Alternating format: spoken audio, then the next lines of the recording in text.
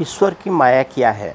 इस पर आचार्य चाणक्य कहते हैं कि मुझे जीवन में कुछ चिंता नहीं है। यदि हरि को भी संभर कहा जाए, यदि ऐसा नहीं होता तो बच्चों के जीवन के लिए माँ के स्तन में दूध कैसे हो जाता?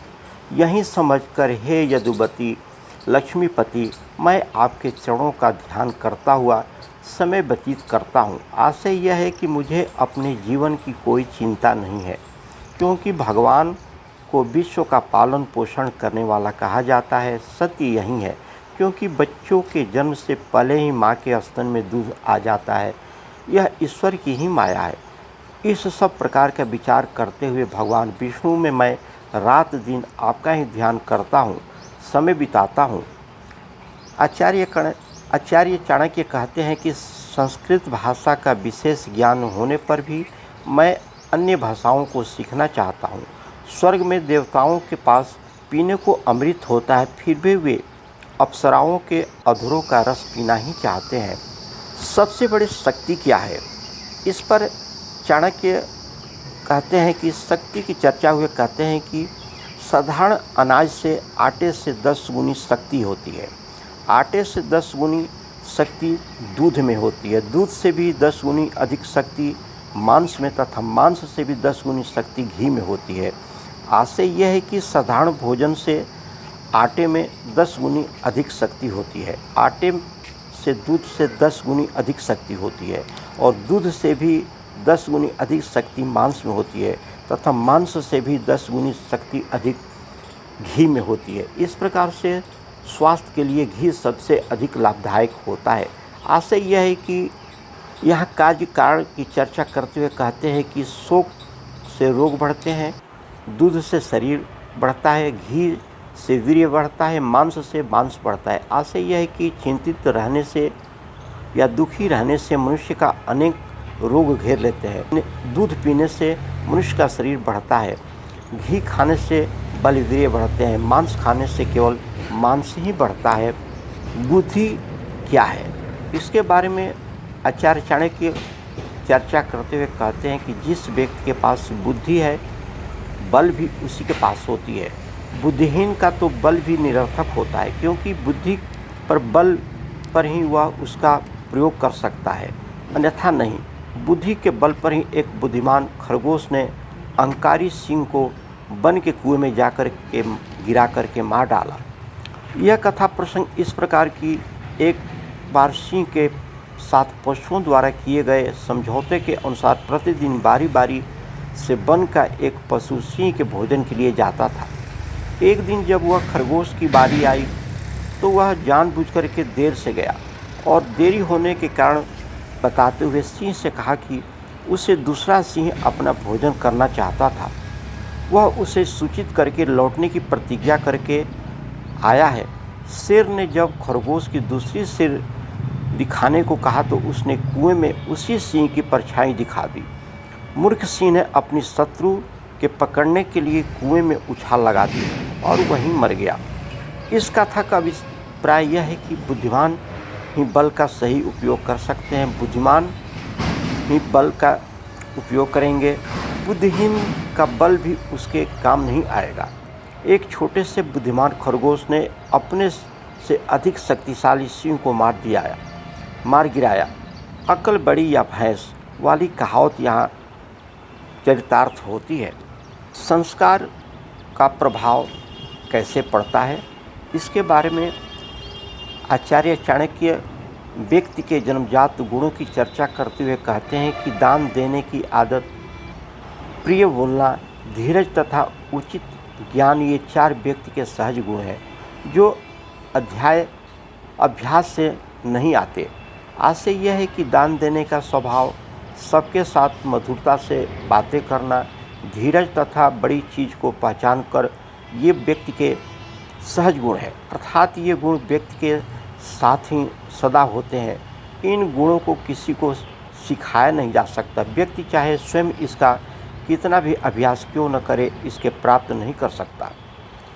आचार्य चाणक्य जात या वर्ग में हट करके सहायता लेने की प्रवृत्ति का निषेध करते हुए कहते हैं कि अपने वर्ग को छोड़कर के दूसरे वर्ग का सहारा लेने वाला व्यक्ति उसी प्रकार नष्ट हो जाता है जैसे कि अधर्म से एक राज्य नष्ट हो जाता है।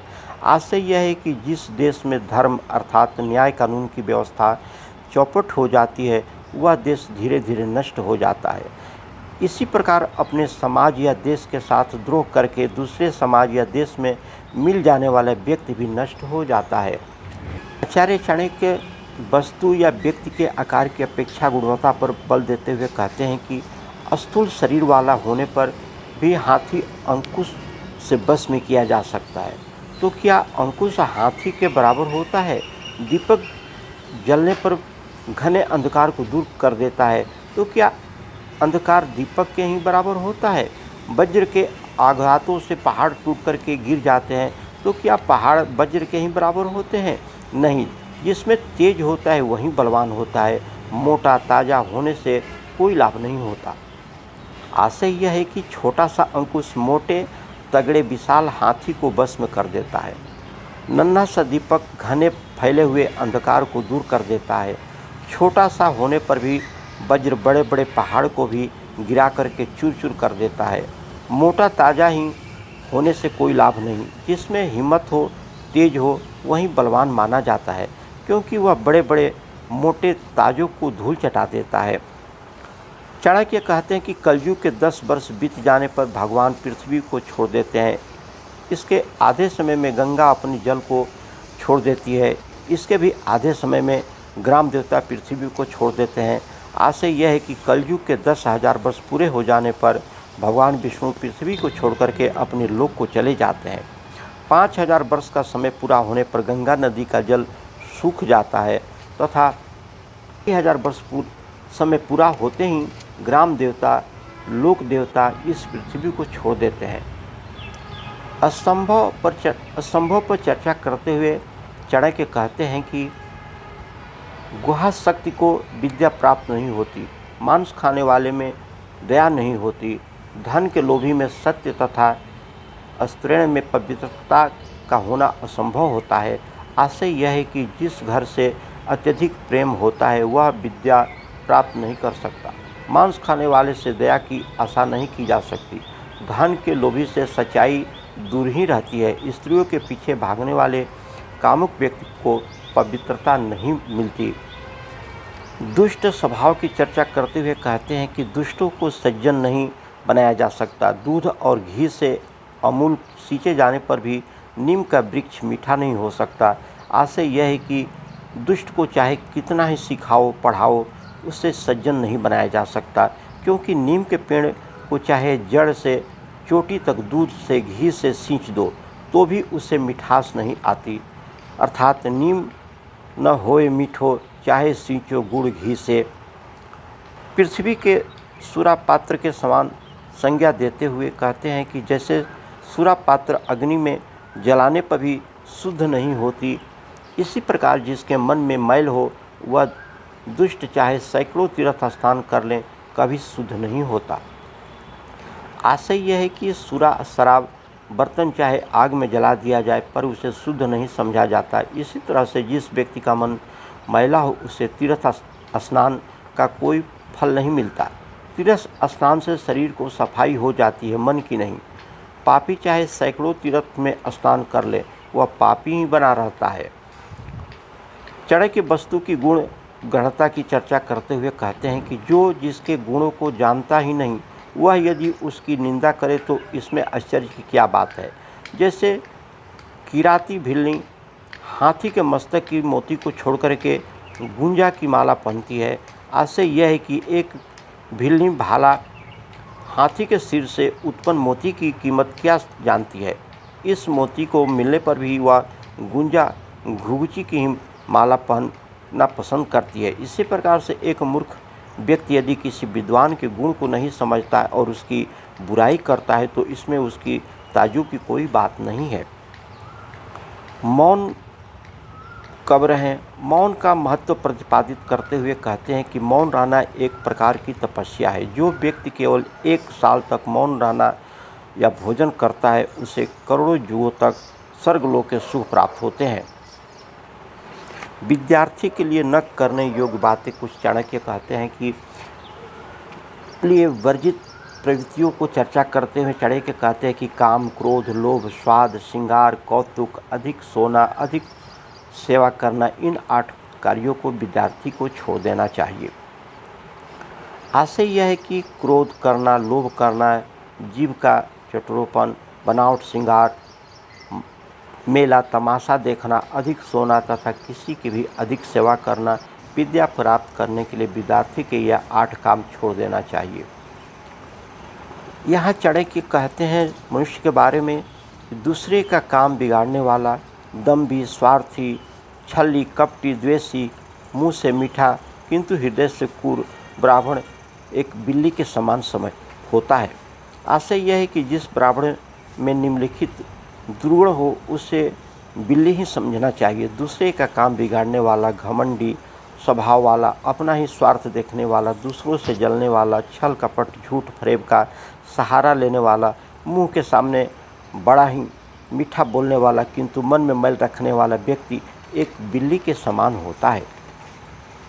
गृहस्थ धर्म को चर्चा करते हुए कहते हैं कि घर में निरंतर उत्सव, यज्ञ, पाठ, कीर्तन आदि होता रहता है। संतान सुशिक्षित होती है, स्त्री मधुर भाषणी, मीठा बोलने वाली होती है, आवश्यकताओं की पूर्ति के लिए पर्याप्त धन होता है, पति पत्नी एक दूसरे में अनुरक्त है, सेवक स्वामी भक्त और आज्ञापालक होते हैं, अतिथि का भोजन आदि से सत्कार और शिव का पूजन होता रहता है, घर में भोज आदि से मित्रों का स्वागत होता रहता है तथा महात्मा पुरुषों का आना जाना भी लगा रहता है। ऐसे पुरुष का गृहस्थ आश्रम सचमुच ही प्रशंसनीय होता है।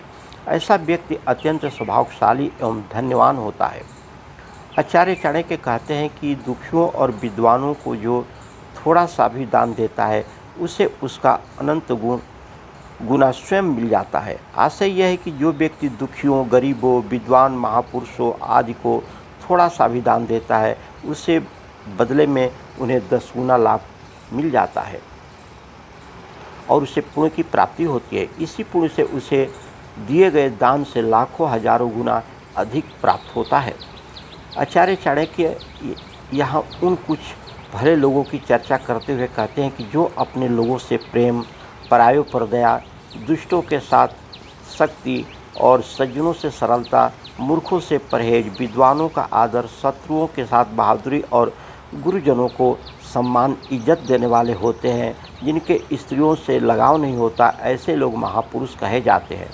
ऐसे ही लोगों की कारण दुनिया टिकी हुई है। आशय यह है कि जो व्यवहार कुशल लोग अपने भाई बंधु से प्रेम करते हैं, अन्य लोगों पर दया करते हैं, दुष्टों के साथ दुष्टता का कठोर व्यवहार करते हैं, साधु संतों, विद्वानों, माता पिता, गुरु के साथ आदर का व्यवहार करते हैं, मूर्ख लोगों से दूर रहते हैं, शत्रु से बहादुरी से सामना करते हैं तथा स्त्रियों के पीछे नहीं भागते हैं, ऐसे ही लोग समाज के व्यवहार को जानते हैं।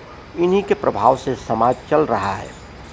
आचार्य चाणक्य कहते हैं कि हाथ से दान नहीं दिया जाता, कानों से कोई ज्ञान नहीं सुना जाता, नेत्रों से किसी साधु के दर्शन नहीं किए जाते, पाँव से कभी किसी तीर्थ में नहीं गए, अन्यथा से कमाए गए धन से पेट भरते हो और घमंड से सिर को तथा तना हुआ रखते हो और गीदड़ के शरीर को शीघ्र छोड़ देते हो। आशय यह है कि जिस मनुष्य में इस प्रकार के दृढ़ हो उसे सियार समझना चाहिए। जैसे जिसने कभी किसी चीज़ का दान नहीं किया हो, जिसके कानों ने कभी कोई ज्ञान की बात नहीं सुनी हो, जिसने आँखों से कभी सज्जन महात्माओं का दर्शन नहीं किया हो, जो कभी किसी तीर्थ में नहीं गया हो, जो गलत तरीके से धन कमाता हो और घमंडी होता है, ऐसे मनुष्य गीदड़ के समान ही समझना चाहिए। यहाँ प्रभु गुणगान का महत्व बताते हुए आचार्य चाणक्य कहते हैं कि मृदंग बाद की ध्वनि से बहुत अच्छी होती है। मृदंग और आवाज़ निकलती है धिक्ता, जिसका अर्थ है जिसे धिक्कार है। इसके आगे कवि कल्पना करता है कि जिन लोगों का भगवान श्री कृष्ण के चरण कमलों में अनुराग नहीं, जिनकी जीवा को श्री राधा जी और गोपी जी के गुणगान में आनंद नहीं आता, जिनके कान श्री कृष्ण के सुंदर कथा सुनने के लिए सदा उत्सुक नहीं रहते हैं, मृदंग भी उन्हें धिक्कार करते हैं, धिक्कार है। कहता है, वस्तुतः जो व्यक्ति जीवन में प्रभु का गुणगान करते हैं, उन्हें प्रभु की कृपा दृष्टि बनी रहती है, उसका जीवन सार्थक होता है। आचार्य चाणक्य कहते हैं कि यदि करील में पत्ते नहीं आते तो बसंत का क्या दोष, यदि उल्लू दिन में नहीं देखता तो सूर्य का क्या दोष, वर्षा चातक के मुंह में न पड़े तो बादल का क्या दोष, भाग्य ने जो पहले ही ललाट में लिख दिया है उसे कौन टाल सकता है। आशय यह है कि करेले में पत्ते नहीं आते, उल्लू दिन में देख नहीं सकता और चातक पंछी मुंह में वर्षा की बूंदें नहीं पड़ती।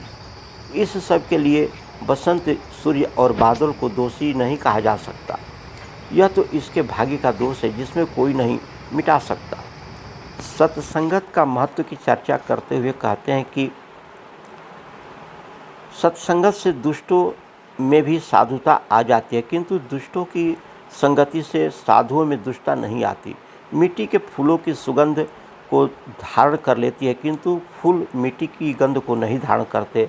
आशय यह है कि फूलों की सुगंध से मिट्टी को सुगंधित हो जाती है, किंतु मिट्टी की गंध का फूलों पर कोई प्रभाव नहीं पड़ता है। इसी प्रकार साधु और सज्जनों के संपर्क में आने पर दुष्ट में भी अच्छे गुण आ जाते हैं, परंतु दुष्टों की दुष्टता सज्जनों पर कोई प्रभाव नहीं डालती और ऐसा चरित्र भी दृढ़ता के कारण ही संभव हो जाता है।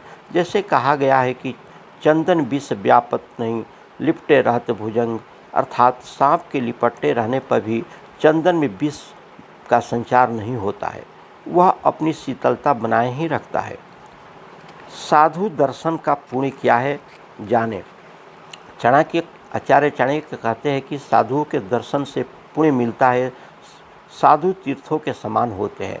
तीर्थों का फल कुछ समय बाद मिलता है, किंतु साधु समागम तुरंत फल देता है। आशय यह है कि साधुओं के दर्शन करने से मनुष्य पापों से दूर हो जाते हैं और उसे पुण्य मिलता है। साधु तीर्थ के समान होते हैं, अर्थात उनकी कृपा होने पर मनुष्य की सब इच्छाएं पूरी हो जाती है। तीर्थों में भी वैसे ही कहा गया है, किंतु साधुओं की संगति का फल शीघ्र ही मिल जाता है। तीर्थ जिससे मनुष्य की इच्छाएं पूरी हो जाती है उसे तीर्थ कहते हैं। आचार्य चाणक्य बड़प्पन के बारे में कहते हैं कि अरे मित्र, इस नगर में बड़ा कौन है, ताड़ के वृक्ष बड़े हैं, दानी कौन है, धोबी की यहाँ दानी है, जो सुबह कपड़े ले जाता है तथा शाम को दे देता है। चतुर व्यक्ति कौन है, दूसरे का धन तथा स्त्री हरने से सभी चतुर हैं। तब तुम इस नगर में जीवित कैसे रहते हो, बस गंदगी के कीड़े समान जीवित रहते हो। आशय यह है कि जिस शहर में विद्वान, बुद्धिमान, ज्ञानी पुरुष नहीं रहते, जहाँ के लोग दान नहीं करते, जहाँ अच्छे काम करने में कोई चतुर न हो, किंतु लूट खसोट बुरे चाल चलन में सभी एक से एक बढ़कर हो, ऐसे जगह को गंदगी का ढेर समझना चाहिए और वहाँ के लोगों को गंदगी के कीड़े समझना चाहिए। और खेद का विषय यह है कि आज संसार इन्हीं बातों पर चल रहा है। आचार्य चाणक्य घर के स्वरूप की चर्चा करते हुए कहते हैं कि जो घर विप्र के पैरों के धूल की कीचड़ से नहीं सनते, जिनमें वेद शास्त्रों की ध्वनि नहीं सुनाई देती एवं यज्ञ की स्वाहा स्वाहा आदि ध्वनियों का अभाव रहता है, ऐसे घर शमशान के समान होते हैं। आशय यह है कि जिन घरों में विद्वान ब्राह्मणों का आदर नहीं होता, वेद शास्त्र आदि का अध्ययन पाठ या कथा नहीं होती तथा यज्ञ नहीं होते, ऐसे घरों को शमशान के साथ समान ही समझना चाहिए।